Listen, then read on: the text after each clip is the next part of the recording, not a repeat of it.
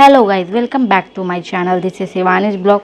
तो आज का दिन फिर से एसबीआई पीओ को डेडिकेट करने के लिए स्टार्ट होता है। तो मैंने सेम वही रिपीट किया। आज फिर से मैंने एक डेट काटा एंड देन एक अच्छा सा टू डू लिस्ट बनाया कि मैंने क्या पढ़ना है क्या नहीं पढ़ना है। मैंने सबसे पहले टू डू लिस्ट बनाने से मैं सबसे पहले जो प्रीवियस डेज का रहता है उसको एनालाइज वगैरह कर लेती हूँ, मॉक्स को, कि मेरा क्या छूट गया है। एंड पिछले दिन जो कुछ भी छूट गया है उसे मैं, अगर छूटता तो वैसे कुछ नहीं है, तो उसे मैं देख लेती हूँ क्या क्या रह गया, तो उसे सबसे पहले मॉर्निंग में कर लेके ख़त्म करने का मैं सोचती हूँ।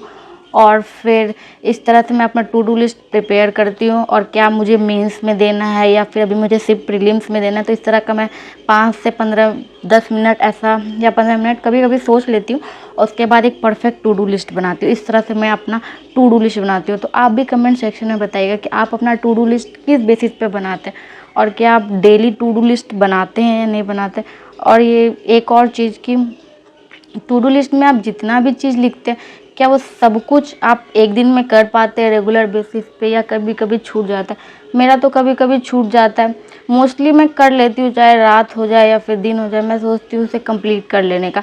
लेकिन कभी कभी तो छूटता है। जैसे अभी अभी बिल्कुल भी मैं मेंस पे फोकस नहीं कर रही हूँ। क्यों, उसका रीज़न मैं बताती हूँ। अब बहुत सारे लोगों के माइंड में आएगा कि मैं एक ही दिन एक्सरसाइज की थी। नहीं, मैंने अभी भी आज भी थोड़ा देर 15 से 20 मिनट एक्सरसाइज करने का सोचा, बट आज मैंने पढ़ाई पे उतना टाइम नहीं दे पा रही हूँ, तो मेडिटेशन मैंने सिर्फ और सिर्फ 5 से 10 मिनट के एक्सरसाइज मैं नहीं कर पाई। तो उसका रीज़न ये है कि मम्मी पापा बाहर गए हैं, घर पे मैं हूँ, दादी है, भाई है, और जिस वजह से मुझे ही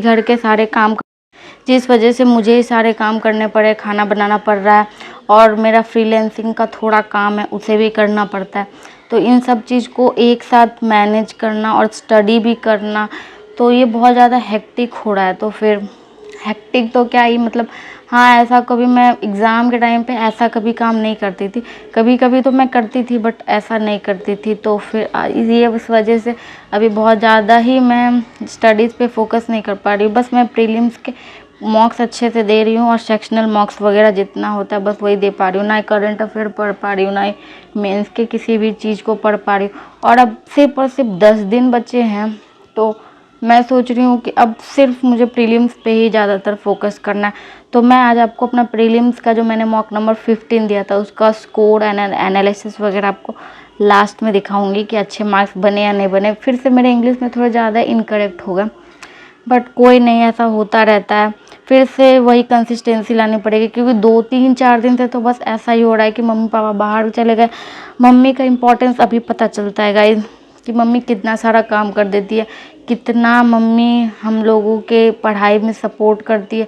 जितना भी हम लोग सक्सेसफुल हो जाएं, हमारे सक्सेस के पीछे का हाथ मम्मी पापा का ही होता है, या किसी के लिए कोई और होगा, बट उनका जो भी हार्ड वर्क, उनका जितना हम लोग के लिए एफर्ट्स होता है, उससे आप कभी लाइफ में पूरा नहीं कर पाओगे। तो बस यही एक पर्सनल थिंकिंग था जो अभी मैं फील कर रही थी, तो मैं आपको शेयर कर रही हूँ कि हाँ, मुझे अभी थोड़ा बहुत ज़्यादा पढ़ाई पे फोकस नहीं हो रहा है, और काम वगैरह भी कर लेना पड़ रहा है, और घर में रहना पड़ के पढ़ाई भी करना, सब कुछ मैनेज करना थोड़ा सा स्ट्रगल है, बट कोई नहीं, सब मैनेज हो रहा है। तो प्रीलिम्स का मैं आपको स्कोर एंड एनालिसिस अब थोड़ी देर में दिखाऊंगी। आप भी अपना वो जो 15 वाला नंबर वाला जो मॉक है उसे दीजिएगा, और कमेंट सेक्शन में बताइएगा कि आपको कितने मार्क्स हैं।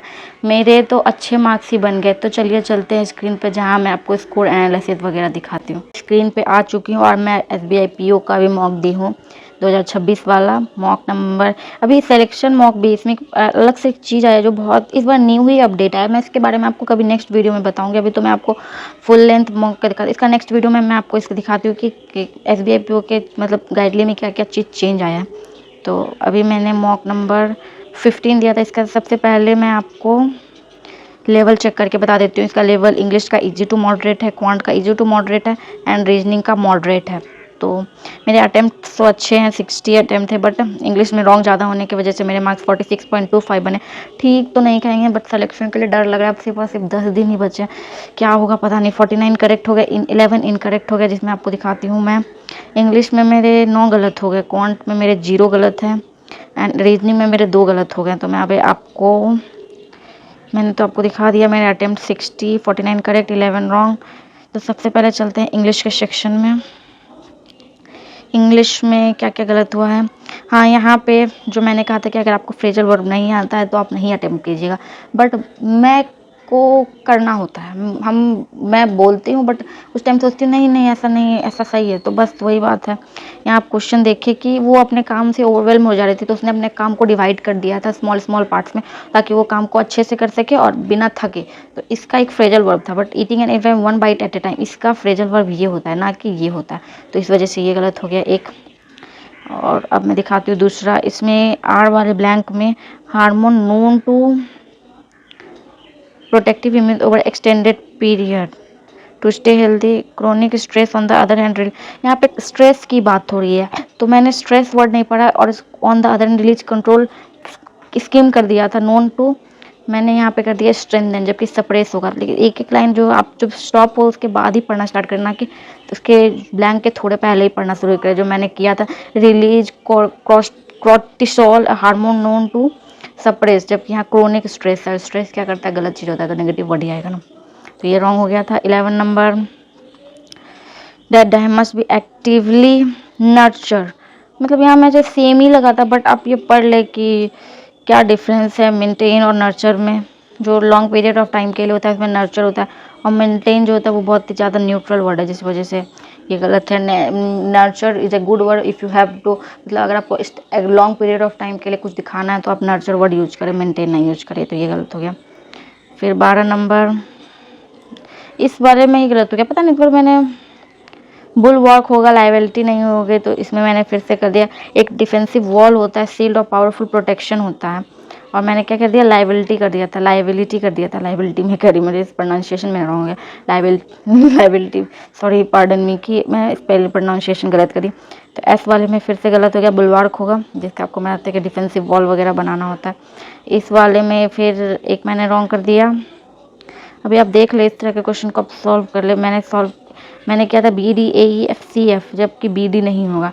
BDA brazen jewellery of robbery and the subsequent crime scene investigation leads. Forensic में तो फॉरेंसिक एक्सपर्ट तो नहीं होगा ना, फॉरेंसिक डिपार्टमेंट में तो डेड बॉडीज का होता है, जिस वजह से ये रॉन्ग हो गया। और फिर इस वाले में भी वही हुआ था, BD में कर दिया था, बट CE होगा, the inspirational cinematic masterpiece 12th। फिर ये तो सही है ना, CE। BD का क्या है कि रिसेंट सब्सक्रिप्शन प्राइस 14 महीने, बजट कौन से सब्सक्राइबर री एक्सेस दे नहीं ना, तो हाई होगा तो उससे वो री एक्सेस वगैरह क्यों करेंगे, तो ये तो गलत हो गया। फिर इसमें एरर डिटेक्शन में यहाँ पे बी में है, रॉन्ग है, आप पढ़े। स्ट्रेन जो है वो प्लूरल काउंटेबल नाउन है, तो उसको लेस यूज होगा वहाँ पे, या फ्यूअर यूज होता है काउंटेबल के साथ। तो यहाँ पे फिर यहाँ पे आप देखिएगा, पेशेंट आर एडवाइज फ्यूअर होगा। फ्यूअर जब होता है वर्ड वो काउंटेबल के साथ यूज होता है, और स्ट्रेन प्लूरल काउंटेबल नाउन है, तो लेस यूज नहीं होगा, अनकाउंटेबल के साथ यूज होता है। तो यहाँ पे रॉन्ग हो गया। तो ये बहुत ही ज़्यादा इम्पॉर्टेंट है, क्योंकि लेस वगैरह मतलब अगर काउंटेबल और अनकाउंटेबल का डिफरेंस आप देख सकते हैं, बहुत ज़्यादा होता है। तो इस तरह का एरर हुआ।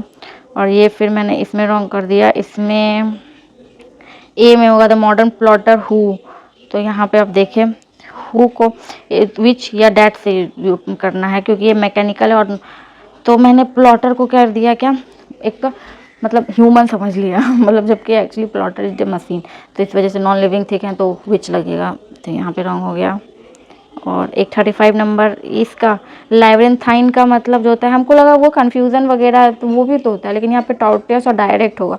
कॉन्वोलेटेड मतलब भी वही होता है, बहुत मतलब सिनोनिम्स ही होते हैं ना। तो कॉन्वोलेटेड को का मीनिंग कॉम्प्लेक्स होता है, तो कॉम्प्लेक्स मैंने सोचा कि शायद डायरेक्ट, और एक्चुअली मेरा ही गलती है। तो इस वाले ये गलती तो बहुत ही ज़्यादा, मतलब मेरा बहुत सीरियस गलती है। तो इसमें क्वांट में मेरा एक भी गलती नहीं हुआ, जो कि बहुत ही अच्छा बात है।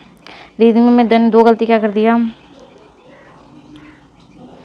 पजल सॉल्व किया था, पजल का क्वेश्चन मैंने गलत पढ़ दिया, जिसकी वजह से रॉन्ग हो गया। इस वाले में वही हुआ, पजल सॉल्व किया था, जिसका सारे क्वेश्चन तो आप देख सकते हैं सारे सही हुए। 95 से 100 थे, बट 98 और 100 का क्वेश्चन रॉन्ग पढ़ लिया, जिसकी वजह से गलत हो गया। तो यही था मेरा आज का स्कोर, जो मैंने मॉक नंबर 15 दिया था। आप 20 मॉक को अटैम्प्ट कीजिए और अपना स्कोर बताइए। और अभी थोड़ा सा लेस स्टडी वगैरह मेरा हो रहा है, बट मुझे इन 10 दिनों में बहुत ही अच्छा मार्क्स लाना है और इस बार SBFPO का प्रीलिम्स क्वालिफाई करना ही करना है। तो बस आज के लिए इतना ही, मिलते हैं आपको नेक्स्ट वीडियो में। Thanks for watching this video. If you like, subscribe, follow for more. Bye guys, bye, thank you so much.